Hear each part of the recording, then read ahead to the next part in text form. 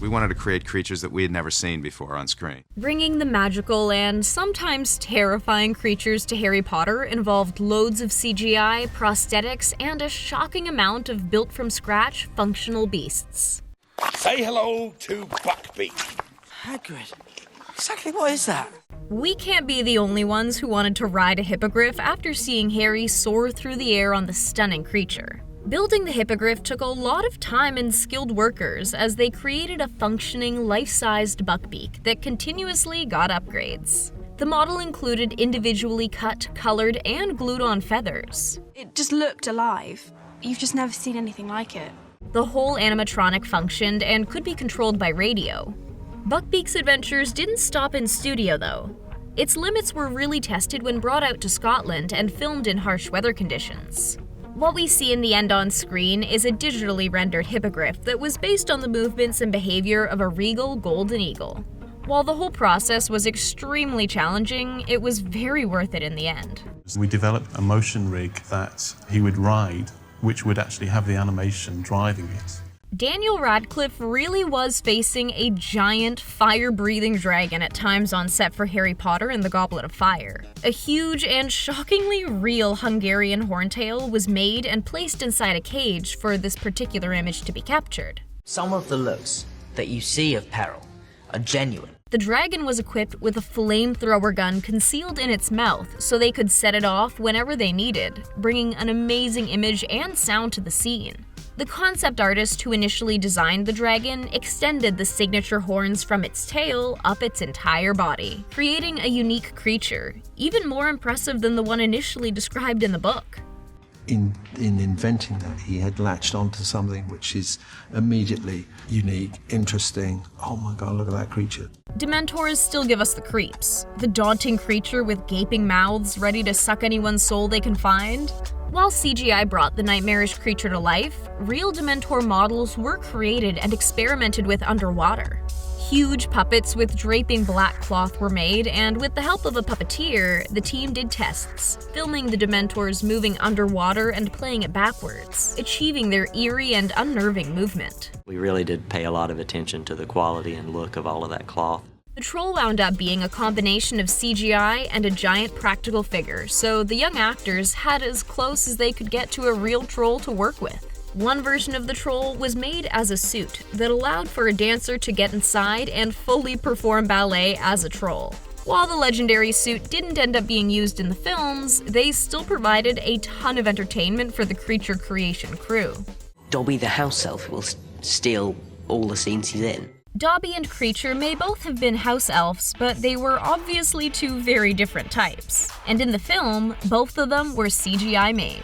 Luckily, they don't just exist in animation. Real models were made of them.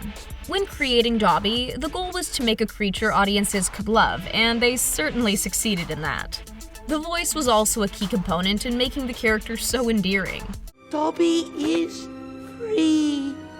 Animation only enhanced it all with a quivering lip and the sweet house elf's big doe eyes. Kreacher, of course, has a much less inspirational look. Kreacher and Dobby are both elves, but you've got a good version of it and a bad version of it. This gentle, strange, and misunderstood creature model was built and scanned by a laser and used in the animating of the Thestrals we see in the movie. Something really intimidating but mesmeric about it. The CGI did a spot-on job at bringing the right essence to these characters. They were intended to look grotesque, but wound up bringing a very unique beauty to the film. We're making a kids' movie here. We're not making an indictment of human cruelty. The Living Dead brought such deep sadness and woe to the films, but that's not where they started. In the early stages of design, the Inferi looked more like rotting corpses, and it was a bit too gruesome overall. Ultimately, they settled on more realistic, human-like creatures. Creatures are the wild side of the magical world. As for the way they moved, dancers and movement artists were brought into the studio and directed to move around in all sorts of different ways. This incredible body language helped bring out the spirit of the Inferi. The Pixies can be devilishly tricky little blighters. Chris Columbus took inspiration from a prior film of his to create these pixies. Their look was based on gremlins. While the students of Hogwarts didn't really get the chance to see these creatures since they were added with CGI in the editing phase, they were directed in terms of where the pixies would fly, what they'd be doing, and how the students should react to all the chaos.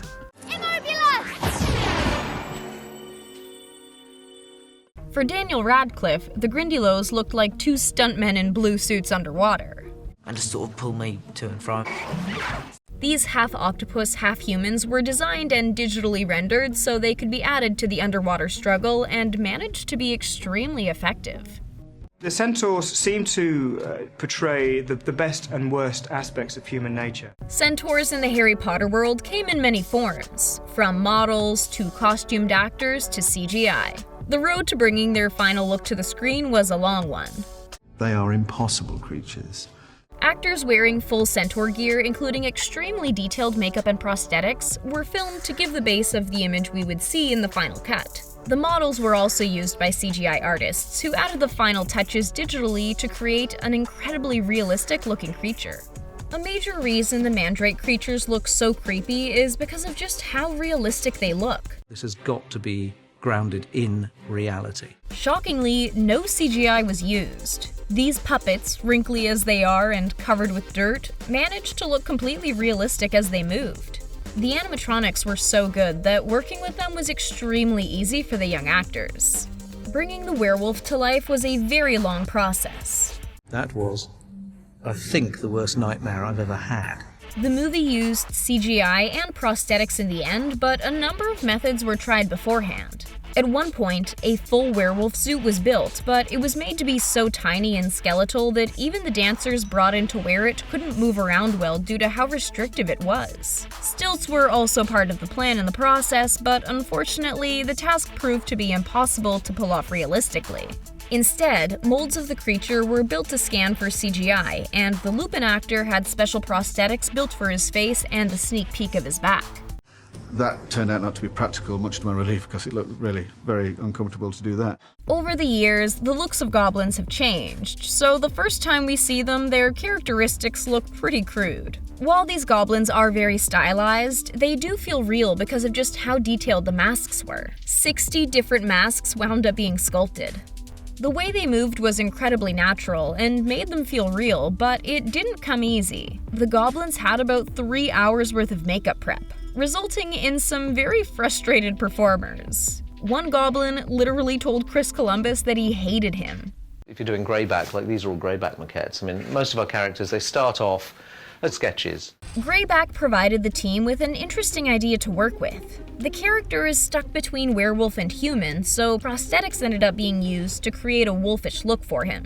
Peter Pettigrew never fails to creep us out, and much of that is thanks to the impressive and painstakingly built prosthetics. The facial prosthetics built for the actor included hair on the nose and around the ears. The creepy rat teeth added to the whole image, making him a truly disturbing creature. To finish off the look and do the Animagus to full rat transformation, CGI came through.